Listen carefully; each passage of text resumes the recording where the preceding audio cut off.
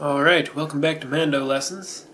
In this lesson I'm going to talk about using 4-note chords, or chords that have 4 notes in them, like your major 7, dominant 7, minor 7, more jazz voicings, and rather than playing all 4 notes, we're really just going to concentrate on 3. A lot of times that's what mandolinists will do in a jazz setting, is just play 3 notes. So instead of kind of having this sound of maybe we're playing a blues, rather than going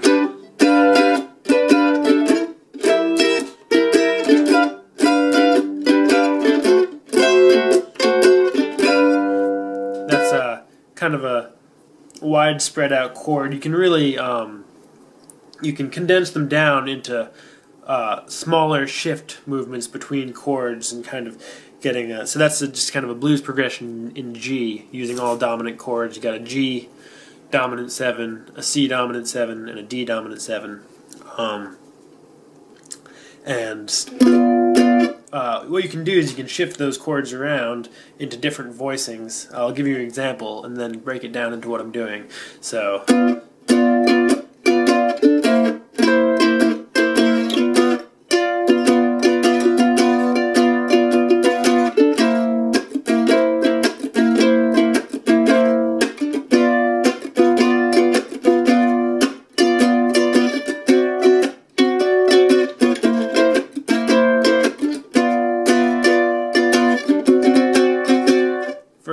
that's an example right there of just again a blues progression in the key of G.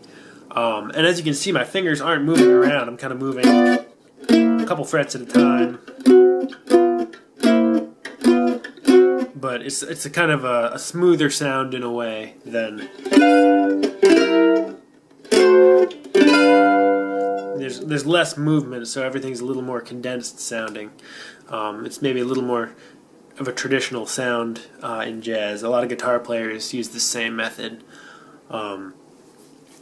So what we're doing is the basic music theory rule for creating 3-note chords is in your standard let's say dominant 7 chord, we have the root, the 3rd, the 5th, and the flat 7. If this is a little unfamiliar to you, there's a lesson on mandolessons.com that explains major, minor, and dominant 7 chords. And if all of this is totally new, there's a beginner chord building lesson also on the website under basic mandolin, under mandolin basics.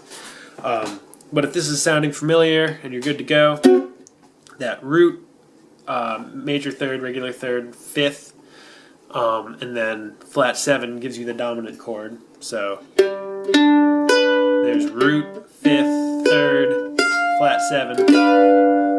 You're just going to recombine those.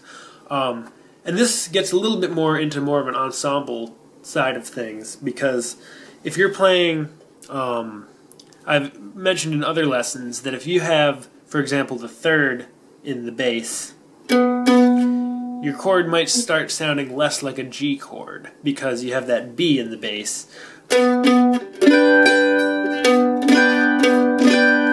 It gives it a B natural tonality that can be a little confusing. But if you've got another guitar player or a bass player or a piano player that's got a lower register options than you and is playing a G, then if you play a B, you're just stacking your B on top of their G, and it's all going to come out sounding great. So 3-note chords it's really picking and choosing what notes you want out of your chord. So let's see. So this your general rule, as I have sort of getting at, is your most important notes in a 4-note chord, like a dominant 7 or a major 7 or a minor 7, is you want the 3rd and you want the 7, whether it's a regular natural 7 or a flat 7. So the 3rd and the 7 are really what define a chord. Especially because if you're playing in a group, you've got the bass going boom, boom, boom, boom, boom, or something like that. It's more of a bluegrass sound, but the bass a lot of times, or the piano, is spelling out the fifth and the root. So if you're adding a 3 and a 7 to the chord, like if there's already a bass player playing a G in a G7 chord, G dominant 7, then this G that you've got here, that's your lowest G, it's not really adding to the sound of a G chord because the bass has got that really low sound, and that's doing a lot more, sort of putting out a lot more oomph than your measly G here. It's a very nice G, don't get me wrong, but so let's say, like, okay, if I need a 3 and a 7, where can I find those? Well, a 3 and a 7 of a G dominant 7 chord, you have 1, 2, 3, 4, 5, 6, 7, flat 7 right there, and the G. So we have a B and an F, natural, both natural, B natural and F natural. So let's put the B on the G string and the F on the D string. So we have 4th fret on the G string, 3rd fret on the D string, and there's a B and a D. Sorry, a B and an F. Right next to each other. You kind of get this. This will become a very familiar shape to your fingers. That B and F. And you can really, once you start playing this kind of music, you'll be moving that kind of shape all around. I'll get into that later.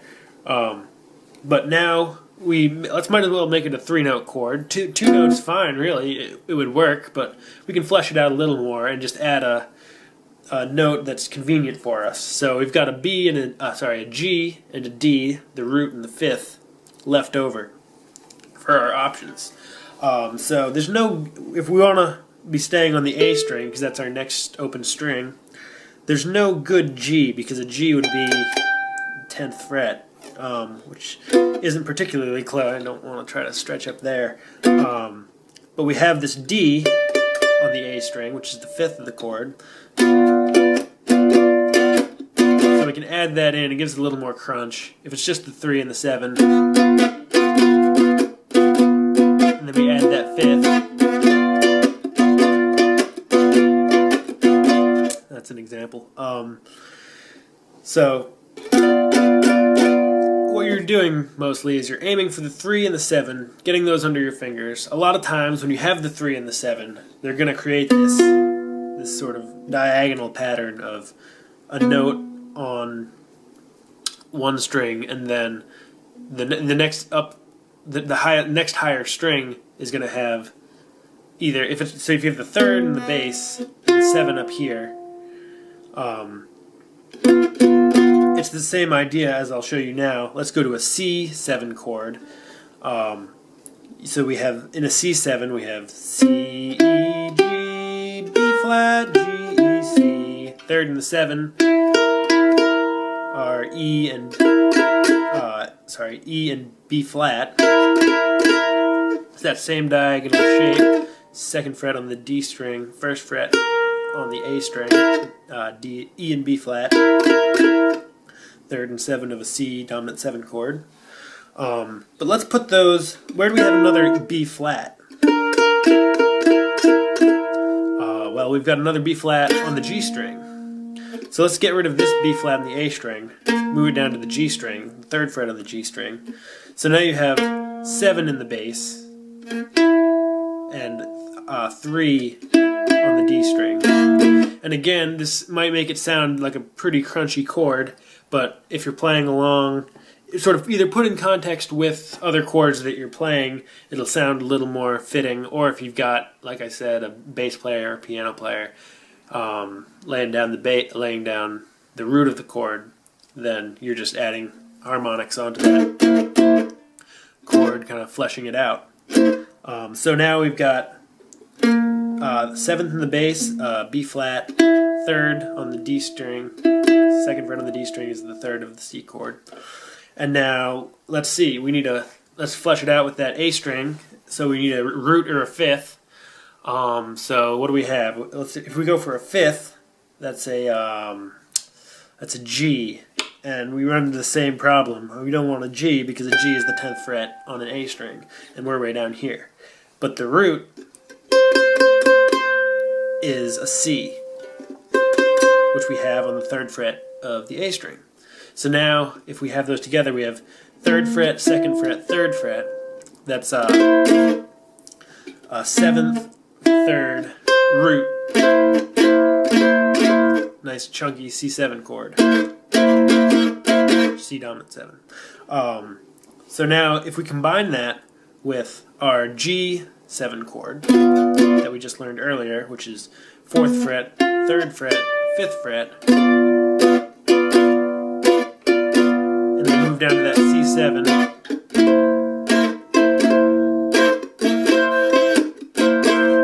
back up, back down,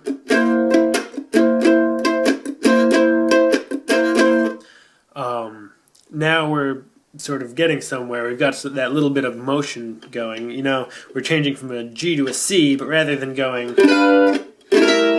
and kind of having that big sound difference, we're just moving as little as possible. Just kind of moving a couple fingers down a couple frets. And now, let's see, we've got a G chord and a C chord. If we're playing in the key of G, like maybe a blues in G, we now need a D. So we can think about getting that 3rd and 7 down and then finding the root or 5th for the A string.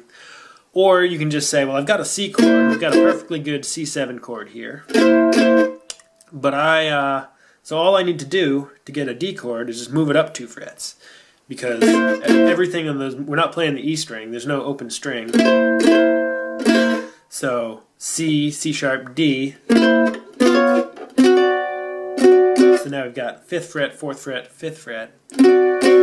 It's the same relative voicing. We've got the 7, 3, and root as that C chord. 7, 3, root, 7, 3, root.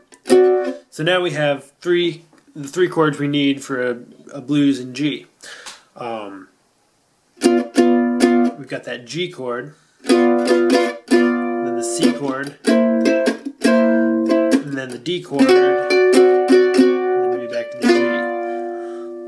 So play through those for a little bit. Maybe I'll just kind of run through the little progression real quick. Get those familiar with your fingers, and then I'll point out some cool things going on. So let's do start with the G chord, and I'll lead you through something here. 1, 2, 1, 2, 3, G.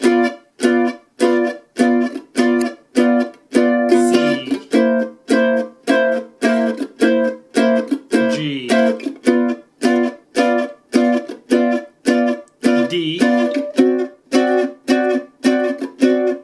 G, C, G,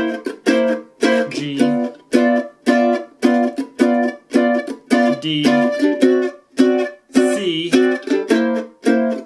G, D, G. That's not much of a tune really, but it just gets your fingers used to those shapes.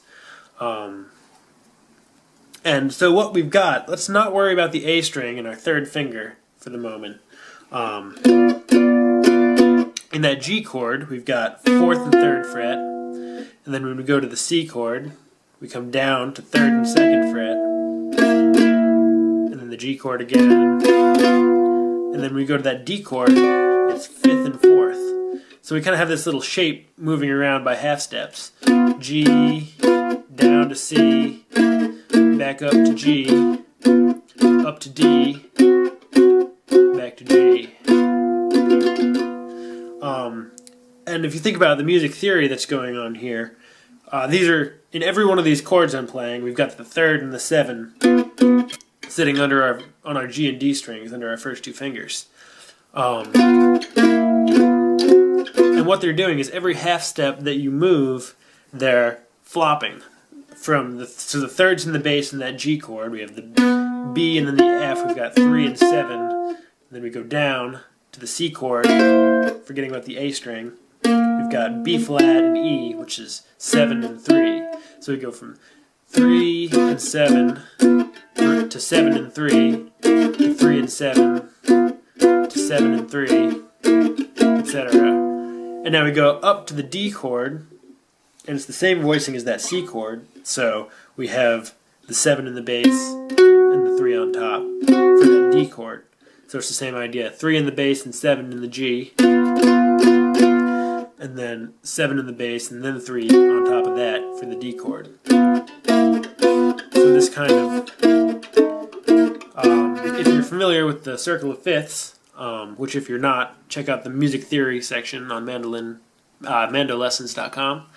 There's a picture of the circle of fifths. What we're doing is we're going around the circle of fifths with this sort of half-step motion. We've got a G7, a C7, a G7. Now we're going the other way, a D7. So if we just keep going up or going down, and sort of take the time to look at the circle of fifths, and you'll see what I'm talking about. Let's just go up from C. Let's start with that C chord. We got C with the 7 in the bass, 3rd on the top. Up we get G with the 3rd in the bass and the 7 on the top. Then we go up again, we have D, 7, 3. Keep going up, we get, it's going to be an A chord with the 3rd in the bass, C sharp, and 7, flat 7 in above that, which is the G. Keep going up, we get E with the 7 in the bass, 3rd on top, B, F sharp. So we're kind of going around the circle. I don't know which direction this is going to come out on the video, but take a look at the circle, and as you go up from that C, again, that's on the music theory page on mandolessons.com. It's somewhere near the bottom, I think, or somewhere near the middle of the page. It's kind of a long page, but you get C, G, D, A, E, B, F sharp, etc. And eventually you come back to where you started, just sort of keeping that one little diagonal pattern going. And that's true across strings. Like if you move across from this C across the strings to the middle two, you've got F and B, which is the 7 and 3 of a G chord. And you go G, D, A, E, B, F sharp, etc. Or move over one more, and you've got a C and an F sharp, which is the 7 and the 3 of a D chord. I'm just kind of spewing this out now, and the more you think about this stuff, the more natural it will become. But for now, I'm just sort of trying to put across a point. We have the D with the 7 and 3. Up we have A with the 3 and 7. Up we have the E, 7 and 3. That's the great thing about the mandolin. It's a very parallel instrument, and there's a lot. Once you learn one shape, you can move it all over. So find all these dominant chords. Just kind of, you can play around with just these two notes, or add on that A string, and just sort of think about what notes you're hitting. Maybe try it in a different key. See what works out for you. If you have any questions, put them down in the comments. I'll do my best to answer them. Check out mandolessons.com for more lessons, and I hope to see you again soon. Thanks. Bye.